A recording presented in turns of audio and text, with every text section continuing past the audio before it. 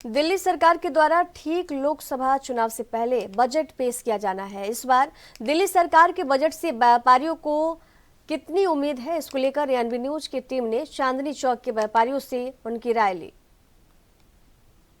2024 के बाद अब कहीं ना कहीं लोकसभा चुनाव की तैयारी होती नजर आ रही है। वहीं बात करें दिल्ली के अंदर, दिल्ली सरकार जो है बजट पेश करने वाली है, उस बजट से व्यापारियों को कितनी राहत मिलेगी ये जरूर देखना होगा। इस समय खड़े हैं हम दिल्ली के लाल किले के सामने लाजपत राय मार्केट के अंदर। यहाँ पर व्यापारी जो है वो कहीं ना कहीं दिल्ली सरकार से कुछ उम्मीदें करते हैं ताकि उनको इस बजट के अंदर राहत मिल सके, मगर वो राहत जो है व्यापारियों को वाकई में ही मिल पाएगी, यही चीज़ समझने की कोशिश करते हैं। सर, आपसे जानना चाहूँगा, जिस तरीके से दिल्ली सरकार जो है कैसे बजट पेश करने वाली है, व्यापारियों को कुछ राहत मिलने वाली है, क्या वो राहत आप लोगों को लगता है कि मिलेगी सही तरीके से? देखिए, क्योंकि लोकसभा चुनाव अब सिर पे हैं, ये तो पक्की बात है कि लुभावना बजट आने वाला है।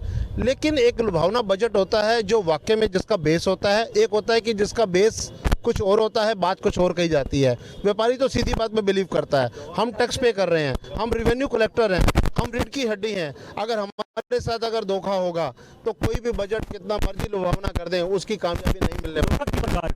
जो वैट के नाम पे जो, क्योंकि जीएसटी तो स्टेट गवर्नमेंट के हाथ में नहीं है, वैट के ऊपर तो कंट्रोल है आपके लोकल जो टैक्सेस हैं।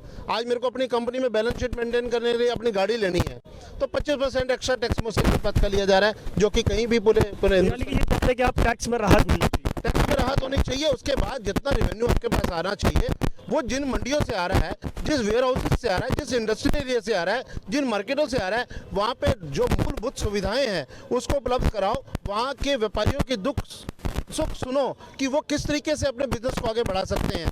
जितना बिजनेस बढ़ेगा उतना रेवेन्यू ज़्यादा आएगा, उतना बजट अच्छा होगा। व्यापारियों को मार के कभी भी कोई बजट अच्छा नहीं हो सकता। हमारे साथ बाकी और भी व्यापारी मौजूद हैं, उनसे भी जानने की कोशिश करते हैं। सर, आपसे जानना चाहूँ, क्या बजट से जिस तरीके से उम्मीदें हैं, क्या व्यापारियों की तरफ से वो पूरी होने वाली हैं? सब व्यापारियों की तरफ से तो पूरी हो जाएंगी, लेकिन गवर्नमेंट की तरफ से पूरी नहीं होती। वो गवर्नमेंट बहुत बढ़िया काम करती है। पहले 18% था, हम तुम्हारे को रियायत देंगे, रियायत करेंगे, रियायत, वो 28% कर दिया।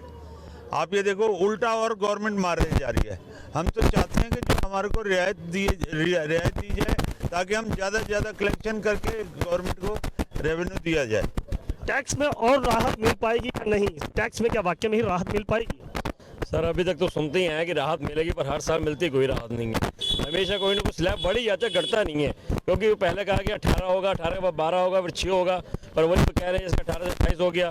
हम देखा जाए तो आज हरियाणा में कई चीज़ें हमारे से सस्ती हैं, टैक्स वहाँ फ़र्क है। पेट्रोल का भी देखा जाए तो वहाँ पेट्रोल सस्ता है, यहाँ पेट्रोल महंगा है। तो ये चीज़ें दिल्ली वालों के लिए कहाँ फ़ायदेमंद है, तो नुकसानदायक ही हैं। ये तो टैक्स बजट नहीं आते तो धोखे और दड़ी होते, हर बार धोखा उड़ाया जाता है। पेट्रोल की बात करी तो पेट्रोल के अंदर केंद्र सरकार का भी टैक्स जाता है और दिल्ली सरकार का भी। दिल्ली सरकार का टैक्स और हरियाणा सरकार का टैक्स अगर आप कंपेयर करें, हरियाणा सरकार का कम है और दिल्ली सरकार का ज़्यादा है।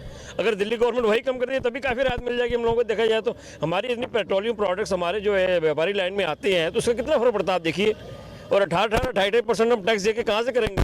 और टैक्स हम पूरा देते हैं पर सुविधाएं फिर भी नहीं मिलती हमें। टैक्स तो पूरा दिया जाता है मगर राहत जो है वो जनता को नहीं मिल पाती है। राहत कैसे मिलेगी, आपसे जानना चाहूँ, राहत मिलेगी आप लोगों को? सर, राहत हर बार तो कहा जाता है मिलेगी, लेकिन मिलती नहीं है व्यापारी को कभी, क्योंकि दिल्ली सरकार